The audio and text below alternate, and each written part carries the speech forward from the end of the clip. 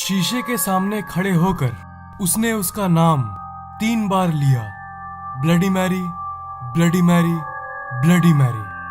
और फिर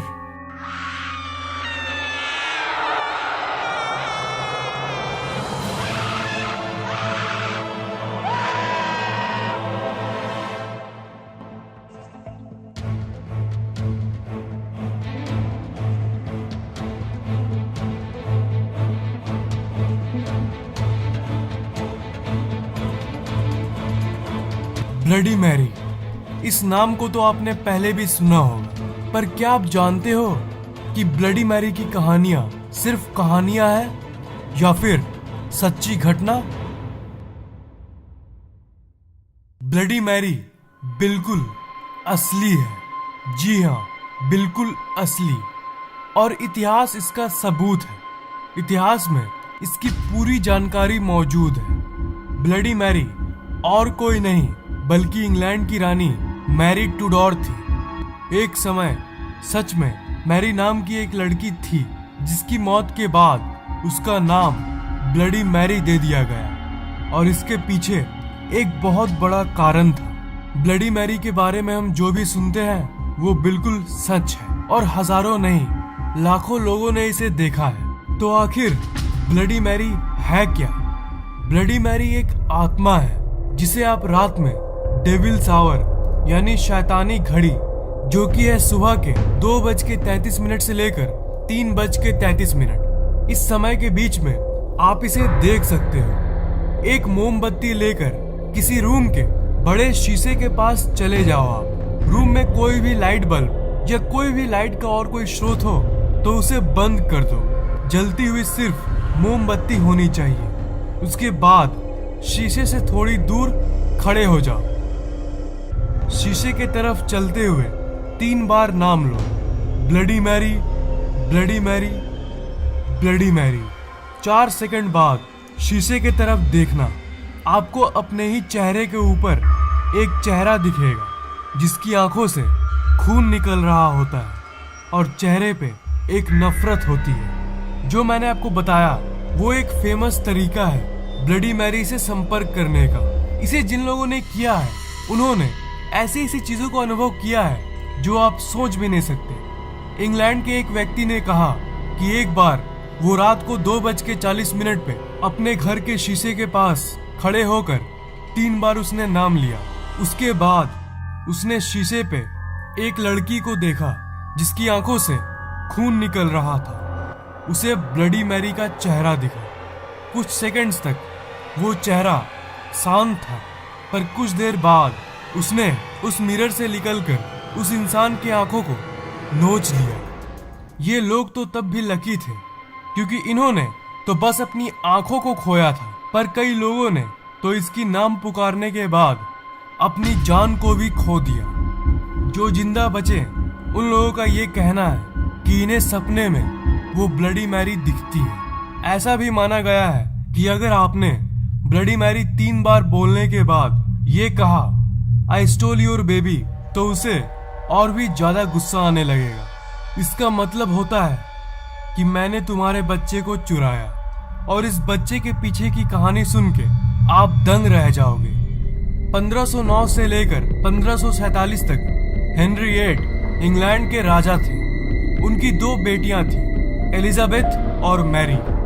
पहले के जमाने में राजाओं के एक से ज्यादा वाइफ्स हुआ करती थी, और किंग हेनरी के भी बहुत सारे वाइफ्स थी। मैरी उनकी पहली पत्नी की बेटी थी। मैरी को उनके पिताजी ने कभी स्वीकारा नहीं था और उसके साथ दुर्व्यवहार किया जाता था। नौकरों के होने के बावजूद भी मैरी महल के सारे कामकाज करती थी। उसके पिताजी हेनरी इंग्लैंड के सबसे शक्तिशाली इंसान थे और वो मैरी के लाइफ को जैसे चाहे वैसी कर सकते थे। इसलिए मैरी ने कभी उल्टा जवाब ना देके जो उसके पिताजी ने कहा उसने वो किया। 1547 में किंग हेनरी की मौत हो गई। जब मैरी बड़ी हुई तो प्रजा को संभालने का जिम्मा मैरी पे आ गया और मैरी इंग्लैंड की रानी बन गई। 37 साल बाद जाके मैरी ने जिंदगी में आजादी को पहली बार महसूस किया। रानी बनने के बाद अब वो जो चाहे वो कर सकती थी, पर बदकिस्मती से उस समय इंग्लैंड की हालत कुछ अच्छी नहीं थी। पूरा इंग्लैंड एक धर्म के बदले दो धर्मों में बंट गया था। प्रोटेस्टेंट्स एंड कैथोलिक्स धर्म को लेकर इंग्लैंड में लड़ाई चल रही थी और मैरी चाहती थी कि पूरे इंग्लैंड में एक ही धर्म, पर इस बात को कई लोगों ने नकार दिया था। प्रोटेस्टेंट्स प्रोटेस्टेंट्स ही रहना चाहते थे और कैथोलिक्स कैथोलिक्स ही रहना चाहते थे। जो लोग मैरी की इस बात को नकार रहे थे, मैरी ने उन्हें मारने की सजा दे दी। जो लोग एक धर्म को मानने से नकारते थे, उन्हें जिंदा जला दिया गया। इसलिए मैरी को लोग नापसंद करना शुरू कर दिए और मैरी को लोग एक विलन के रूप में देखने लगे। उसके बारे में ये भी कहा जाता है कि वो स्नान करते समय पानी के बदले खून से नहाया करती थी। उसका ये मानना था कि खून से नहाने से ज्यादा दिन तक जवान रहा जा सकता है। कुछ सालों बाद मैरी की शादी भी हुई और वो एक नॉर्मल जिंदगी जीने लगी। मैरी को एक बच्चे की जरूरत थी क्योंकि अगला राजा या रानी उसी के बच्चे को चुना जाना था। कुछ महीनों बाद मैरी की गर्भवती होने की खबर आई। तब मैरी भी बहुत खुश हुई। पूरा इंग्लैंड खुश था क्योंकि मैरी का बच्चा अब जन्म लेने वाला था। पर उसी समय एक बहुत अजीब सी चीज है, कोई बच्चा जन्म ही नहीं लिया। ये तो एक बहुत ही अजीब सी चीज थी। ऐसा पूरे इतिहास में पहले कभी नहीं हुआ था। मैरी की हालत कुछ महीनों तक ऐसी ही रही, पर कुछ महीने बाद जाके उसका पेट नॉर्मल हो गया। उस समय के झाड़ फूक करने वालों ने बताया कि इतने महीने तक उसके पेट में और कुछ नहीं बल्कि एक भूत निवास करता था। मैरी की छवि लोगों के मन में और भी खराब हो गई। कुछ दिन बाद एक बार फिर से उस चुड़ैल ने उसके पेट में निवास करना शुरू कर दिया। फिर से वो गर्भवती हुई, पर कोई बच्चा नहीं हुआ।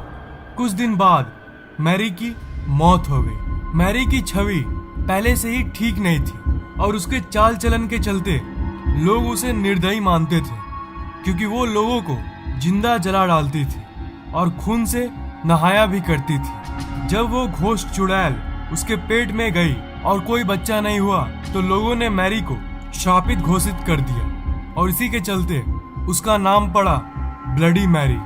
उसके मरने के बाद वो राजगद्दी उसकी बहन एलिजाबेथ को मिल गई। इस कहानी से हमें ये पता चलता है कि मैरी इंग्लैंड की सबसे बदकिस्मत रानियों में से एक थी। और जो मैंने शुरू में आपको बताया कि अगर आप शीशे के सामने खड़े होकर ये बोलोगे कि आई स्टोल योर बेबी, तो उसे और ज्यादा गुस्सा आने लगेगा। उसके पीछे की कहानी आपको पता चल गई है। मैरी एक बच्चे को चाहती थी और उसकी वो चाह मरने के बाद भी अधूरी रही। और वो चाह इतनी शक्तिशाली है कि उसकी आत्मा आज भी मौजूद है। और अगर शीशे के सामने आप बोलोगे कि आई स्टोल योर बेबी, तो शायद ही आपकी जान बचे। अगर आपको एक्सप्लोर करना है तो आप 3 बार ब्लडी मैरी बोल के उसे देख सकते हो, पर भूल कर भी आई स्टोल योर बेबी मत बोलना। क्या आप रात को 2:33 से लेकर 3:33 के बीच के समय में शीशे के सामने जाकर 3 बार ब्लडी मैरी बोलना चाहोगे? नीचे कमेंट जरूर करना।